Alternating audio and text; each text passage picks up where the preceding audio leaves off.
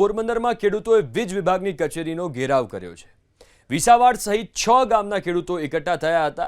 વીજ સર્વિસ મુદ્દે બેઠકમાં અધિકારીઓ આવ્યા જ નહીં। રોષે ભરાયેલા ખેડૂતોએ 66 કેવી સબસ્ટેશનનો ઘેરાવ કર્યો। પોરબંદરથી તમામ સર્વિસ આપવા ખેડૂતોની માંગ છે। વીજ સર્વિસ પોરબંદરથી બગવદર કરી દેવાયાનો આક્રોશ છે। એ ફીડરો બંધ કરાવવામાં આવ્યા। જ્યાં સુધી એસી સાહેબ ન આવે ત્યાં સુધી અમે અહીંથી જવાના નથી અને એ પછી જ લાઇટ ચાલુ થાય। એટલે ખેડૂતોને કંઈક વેલ્યુ સમજે એવી નમ્ર અપીલ તંત્રને।